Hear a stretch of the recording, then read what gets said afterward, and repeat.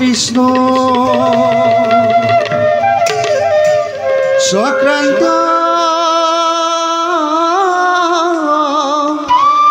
কম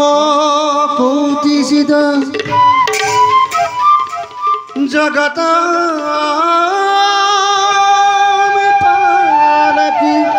ধতা দুষ্ট দানবদারক স্বধুমান ধব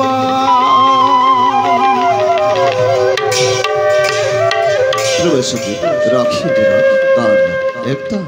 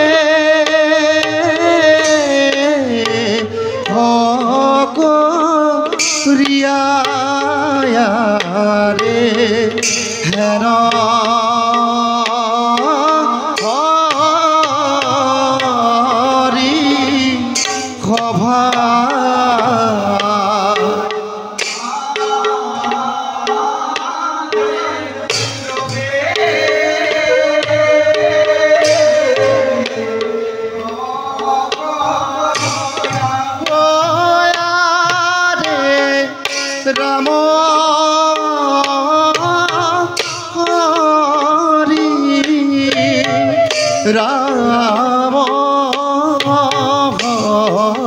হরি সর্ব জনে বুলা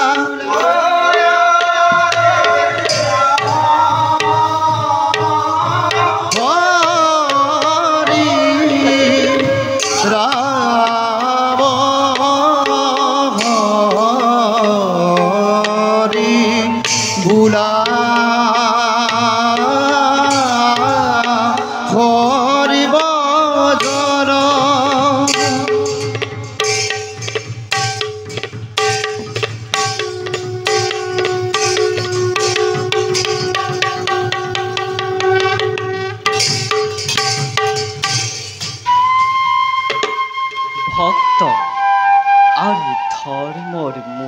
কৃপাত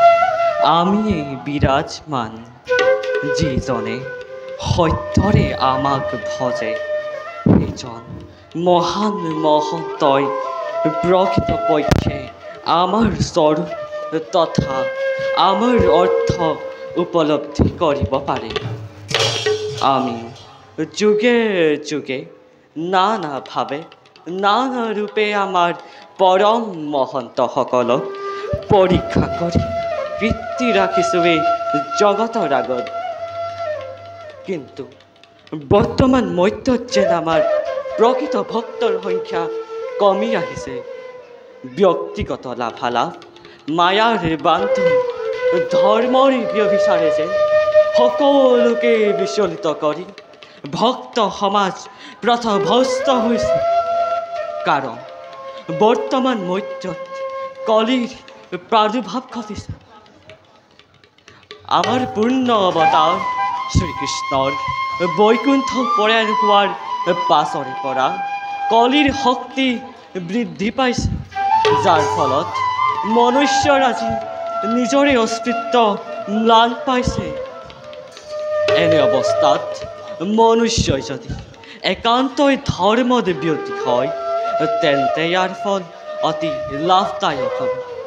অন্যথা কলিৰ দাবানলে সকলোকে এফালৰ পৰা গ্ৰাস কৰি আহিব। সেই ভক্তসকল, যুগ ধৰ্ম অনুসৰি আমি এতিয়া তোমালোকক পূৰ্ণ সহযোগ আগবঢ়াব নোৱাৰিম। উচিত অনুচিত বিচাৰ বিবেচনা বুদ্ধি তোমালোকৰ স্বতন্ত্ৰ হ'ব। আমি মাত্ৰ নিৰাকাৰ সবাৰ হৃদয়স্থিত হৈ তোমালোকৰ কৰ্মৰ কৰিম বিশ্লেষণ। কাৰণ ভক্তাধীন ভগৱান কলিত সঠিক কৰ্ম দ্বাৰাহে ভক্ত হ'ব। ভক্ত হ'লেহে ভক্তি থাকিব, আৰু ভক্তি থাকিলেহে ধৰ্ম থাকিব, আৰু যথা ধৰ্ম তথা জয়, যথা ধৰ্ম তথা জয়। ঈশ্বৰ পৰম ব্ৰহ্ম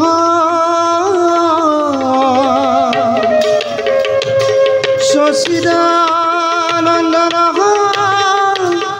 বিগ্ৰহ হৰধি ৰুধিৰ গোবিন্দ সৰ্ব কাৰণ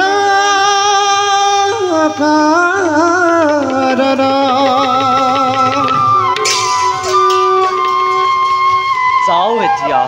নিষ্কৰ্তব্যত সংগ্ৰহত।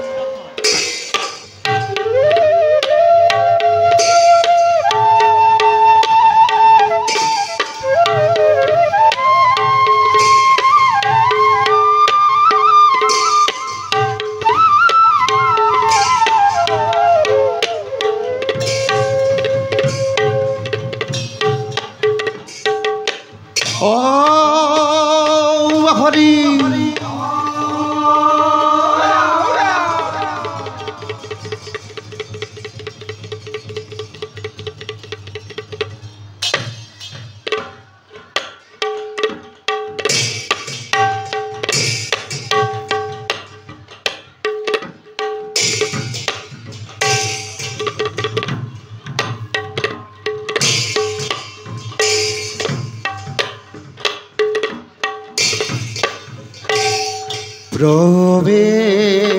প্রবেশিরা গুরু দেব ব্যাসর দর গভীর গভীর সলে দেখিবি তু পরে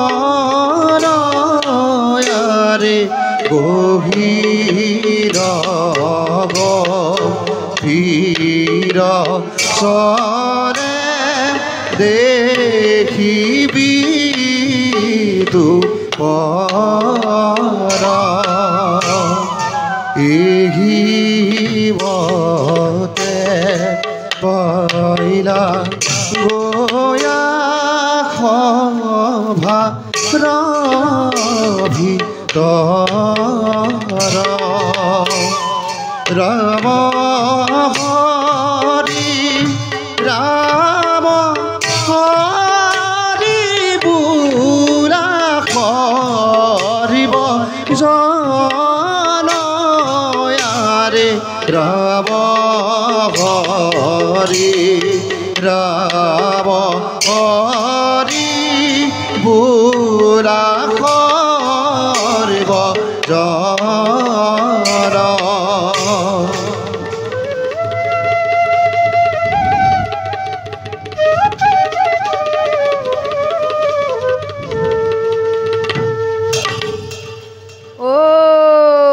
नमो भगवते वासुदेवाय। ओम नमो भगवते वासुदेवाय। ओम नमो भगवते वासुदेवाय।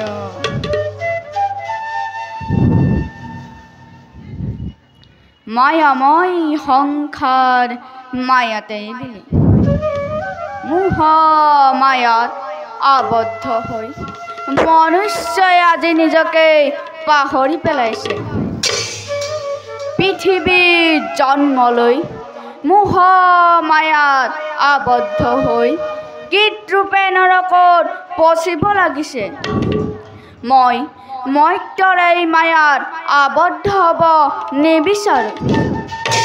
সেইবাবে গৃহাশ্ৰম ধৰ্ম বিসৰ্জন দি জন্মৰ পৰাই বৈৰাগ্য ধৰ্ম পালন কৰি আহিছোঁ। হে হৰি, তুমিয়েই গতি, তুমিয়েই মোৰ শক্তিৰ আধাৰ। শক্তিৰ বা প্ৰভু সদা ভকতি থাকে যেন তব চৰণ। জয় শ্ৰী হৰি, জয় শ্ৰী হৰি, জয় শ্ৰী হৰি। যাও এবে নিজ কৰ্তব্যত হও অগ্ৰসৰ।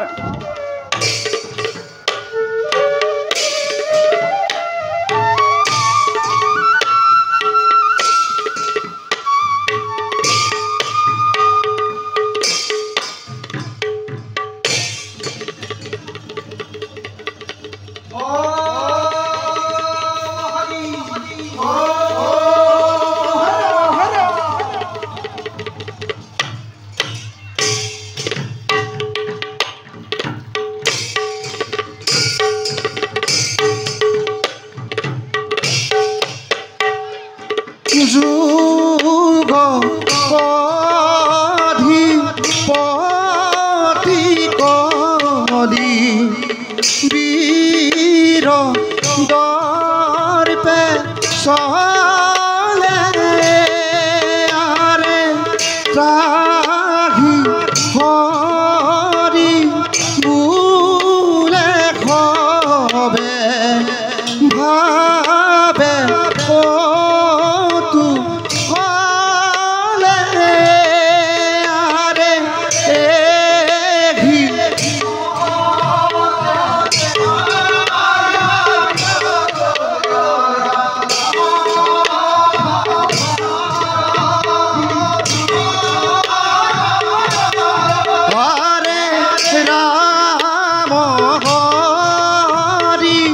ৰাম হৰি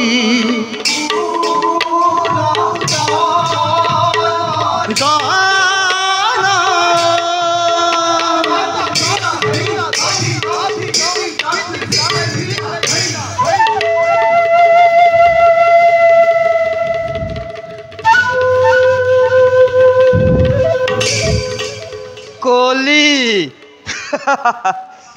মোৰ নাম কলি। সকলোৱে কৈ মোক পাপী বুলি। মোক পূজা নকৰে নৰ সমাজে, কাৰণ মই হেনুৱেই নৰ সমাজৰ অস্পৃশ্য। শুন খেৰ মূৰ্খ মানৱ সমাজ বৰ্তমান এই সংসাৰৰ সকলো ক্ষমতাই কলিৰ হাতত আৰু তহঁতে এতিয়াও বুজা নাই এই জগতৰ শ্ৰেষ্ঠ কোন কলি কেৱল কলি কলি কলি কিন্তু বৰ্তমানেও মোৰ হেঙাৰ স্বৰূপে থিয়ৰি আছে ধৰ্ম কিন্তু কিমান দিন ধৰ্ম তোমাৰ আৰু এই মৰ্ত্যত বেছি দিন নাই এই কলিয়ে নিজ ক্ষমতাৰে কলিৰ পাপ শক্তি নৰ সমাজত প্ৰচাৰ কৰি আৰু তেতিয়া চাম এই মূৰ্খ স্বাৰ্থলোভী ব্যভিচাৰী এই মানৱ সমাজে এই কলিক পূজা কৰে কিম্বা সেই ধৰ্ম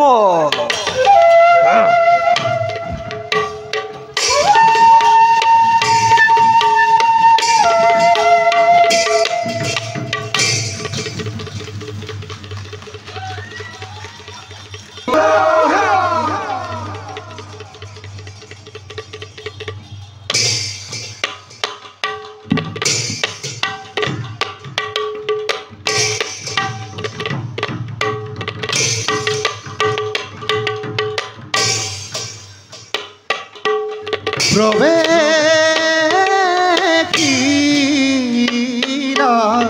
সভাৰ মাজে ধৰ্ম মানি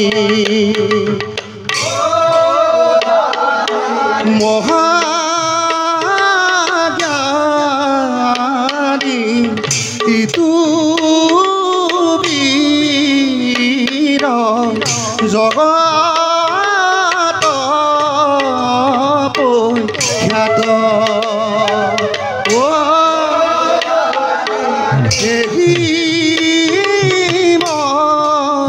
মতে পাইলা সভাৰ ভিতৰ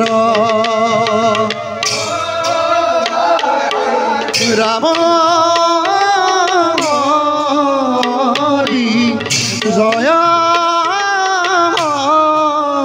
হৰি বুঢ়া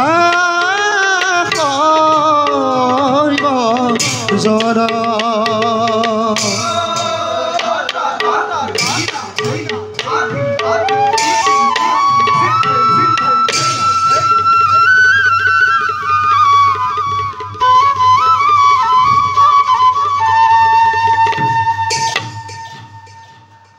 ভগৱান শ্ৰীকৃষ্ণ বৈকুণ্ঠগামী হোৱাৰ পাছতে মৰ্ত্যত যেন আমাৰ শক্তি ম্লান হৈ আহিছে কলিৰ অনুচৰ বৰ্গ এই মৰ্ত্যৰ মনুষ্যক পাপত লিপ্ত কৰি এফালৰ পৰা নিজৰ শক্তি বৃদ্ধি কৰিছে যাৰ বাবে বসুমতীও আজি অতিকে নিৰ্যাতিত নাই যেনে তেনে ধৰ্মক মৰ্ত্যস্থিতি ৰাখিব লাগিব নহ'লে কলিৰ বিপৰ্য ধুমুহাই এফালৰ পৰা পৃথিৱী গ্ৰাস কৰিব ধৰ্ম ধৰ্ম সমগ্ৰ পৃথিৱী তোমাকেই চালাস কৰি ফুৰিছো আৰু তুমি এই ঠাইতে লৈছা থিতাপি কলি কিবা হেতু তুমি আজি মোৰ ওচৰত আছে নেকি কিবা প্ৰশ্নৰ এই ধৰ্মৰ কাষত প্ৰশ্নটো বহুতো আছে ধৰ্ম কিন্তু প্ৰথমে তুমি মোক কোৱা তুমি এতিয়াও কিয় এই মৰ্ত্যত বিৰাজমান সত্য ধৰ্ম ৰক্ষাৰ্থে এই ধৰ্ম মৰ্ত্যত আছে আৰু আজীৱন থাকিব তাত তোমাৰ হৈছে নেকি কিবা ব্যাঘাত মোৰ যথেষ্ট হৈছে ধৰ্ম তোমাৰ বাবে মোৰ পাপ শক্তি বিস্তাৰ কৰাত ব্যাঘাত জন্মিছে সেইবাবে তোমাক মই কৰিছো আদেশ মুহূৰ্ততে ত্যাগ কৰি এই মৰ্ত্য গুচি যোৱা তুমি স্বৰ্গ ৰাজ্যলৈ মোক আদেশ শুনাবলৈ তুমি কোন কলি কালৰ নিৰ্দেশত যুগৰ অনুসাৰে এই ধৰ্মৰ নিজৰ কৰ্তব্য কৰি আহিছে আৰু সদায় কৰি যাব তাত মোৰ তোমাৰ প্ৰয়োজন না অনুৰোধৰ প্ৰয়োজন অনুৰোধ এই কলিয়ে নকৰে কদাপি প্ৰয়োজন হলে অধৰ্ম প্ৰয়োজন হলে বন্দী কৰি তোমাক লুপ্ত কৰি দিম এই পৃথিৱীৰ পৰা তথাপিতো অনুৰোধ এই কলিয়ে নকৰে কদাপি জগতৰ ৰসপিচ্ছ হৈ সমাজত স্বাৰ্থলোভী দেৱতা সমাজে ধৰ্মক বন্দী কৰিবা নিজ অপদাৰ্থ দেৱতা মুখ চম্ভালি কথা কবা ধৰ্ম মোৰেই ৰাজত্ব আশ্ৰয় লৈ মোকেই অপদাৰ্থ বুলি কৰা অৱজ্ঞা এই অৱজ্ঞাৰ উপযুক্ত মই দিম পুৰস্কাৰ সাজু হোৱা ধৰ্ম যুদ্ধৰ বাবে লাগিল মৰ দেখা কলি দুৰাচাৰ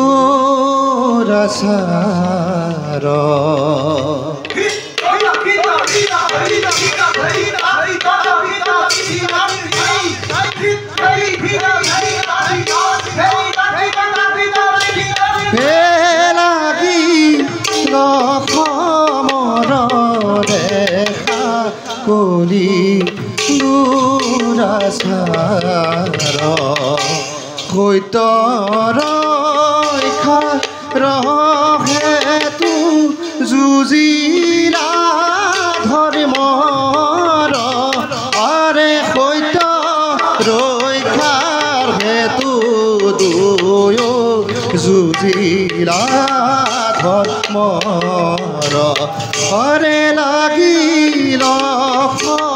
মৰ দেখা অতি ভয়ংকৰ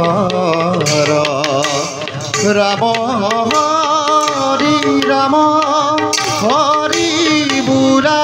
শৈব জন হৰে ৰাম হৰি বুঢ়া শৈব জন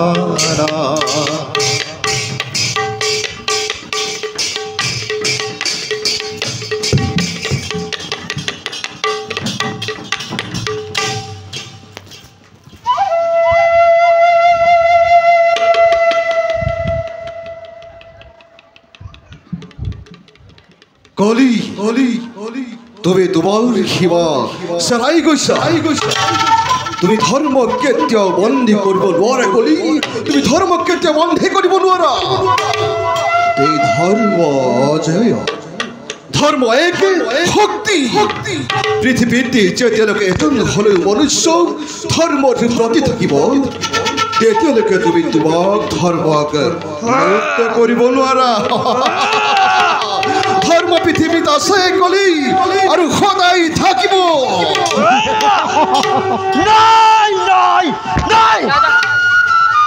এই কলিৰ ৰাজত্বত ধৰ্মৰ কোনো প্ৰয়োজন নাই ধৰ্ম কেৱল মানৱৰ চিন্তা সেই ধৰ্মই এই পৃথিৱীত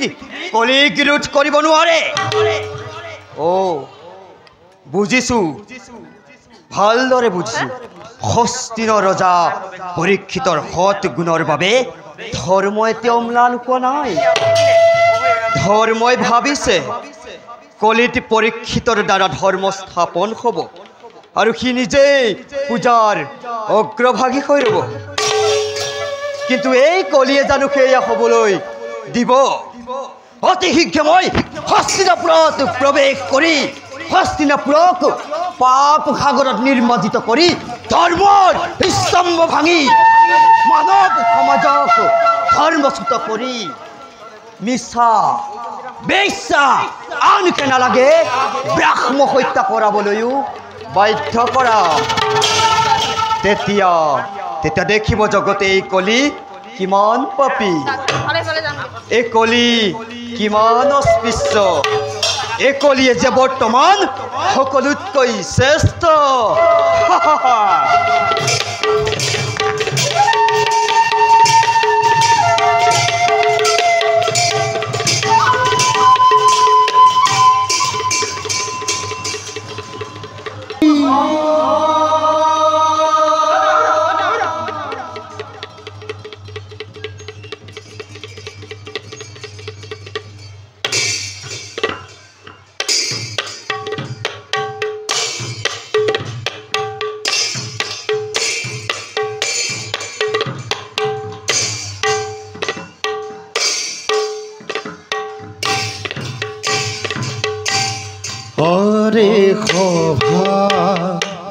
মাঝে প্রবেশিলা রাজা পরীক্ষিত আরে পুত্র খেরা পতি সঙ্গে দেখি খুবিত আরে পুত্র খেরা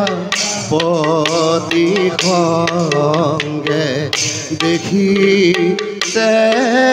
খুবিত আরে হি মতে পাইলা গয়া সভার ভিতৰ আৰে ৰাবহৰি ৰাবহৰি বুঢ়া সৰ্বজৰ আৰে ৰাবহৰি ৰাবহৰি বুঢ়া সৰ্বজৰ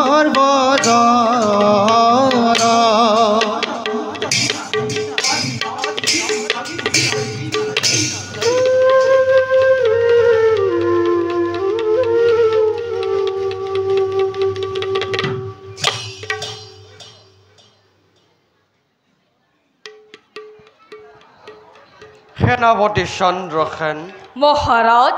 আৰু বছৰ জন্মে জয় যদিও বা মই পাণ্ডৱ বংশধৰ বীৰ অভিমন্যুৰ পুত্ৰ বিষ্ণুৰাজ পৰীক্ষিত আজি সমগ্ৰ ভাৰতৰ একছত্ৰী ৰজা তথাপি মোৰ মনত অলপো শান্তি নাই মহাৰাজ ধৰ্মপৰায়ণ পিতামহ পাণ্ডৱসকল স্বৰ্গলৈ গমন কৰাৰে পৰাই মোৰ মন একেবাৰে চঞ্চল হৈ উঠিছে অন্যহাতে মোৰ ৰাজ্যত নানা অমংগল দেখি মোৰ মন একেবাৰে অস্থিৰ হৈ পৰিছে মহাৰাজ মিছাতেই চিন্তা কৰি অস্থিৰ হৈছে কিয় আপুনি এই বিশাল সাম্ৰাজ্যৰ একছত্ৰী ৰজা হয় এইদৰে যদি চিন্তাত অস্থিৰ হয় এই বিশাল সাম্ৰাজ্য শৃংখলাবদ্ধভাৱে চলাব কেনেকৈ আৰু আপোনাৰ যদি এনে অৱস্থা দেখে শত্ৰুৱে বিদ্ৰোহ কৰিবলৈ সুবিধা পাব গতিকে মহাৰাজ আপুনি সকলো মনৰ ভ্ৰান্তি দূৰ কৰি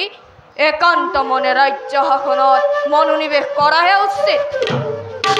পিতা সেনাপতিয়ে উচিত কথাকে অৱতাৰণা কৰিছে আপোনাক এনে অস্থিৰতাত দেখিলে মোৰ হৃদয় একেবাৰে ভাগি পৰে আপোনাৰ আদৰ্শ সংস্কাৰ ধৰ্মক হিৰুগত কৰিয়ে জীৱ শিক্ষা লভিছোঁ যদি আপুনিয়ে এনেদৰে ভাগি পৰে মই নিজক কেনেদৰে প্ৰভূত দিম পিতা তোমালোকৰ কথা অৱশ্যে সঁচা কিন্তু বাল্যকালৰ পৰাই যে মোৰ মনত অলপো শান্তি নাই মোৰ আজন্ম কালতেই মোৰ পিতৃ বিয়োগত পিতামহসকলৰ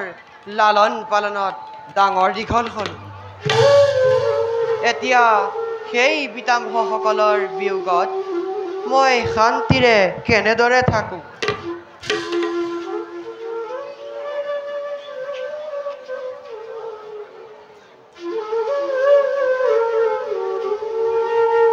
মহাৰাজ জন্মৰ লগতে মৃত্যু এক চিৰসত্য জীৱনত আপুনি গুণী জ্ঞানী সৰ্বগুণ সম্পন্ন ৰজা ভাবি চাওক মহাৰাজ প্ৰজাৰ সুখটোকে ৰজাৰ সুখটো গতিকে ধৈৰ্য ধৰি প্ৰজাৰ সুখ শান্তিৰ বাবে চিন্তা কৰক পিতা সকলোবোৰ ভগৱানে প্ৰদত্ত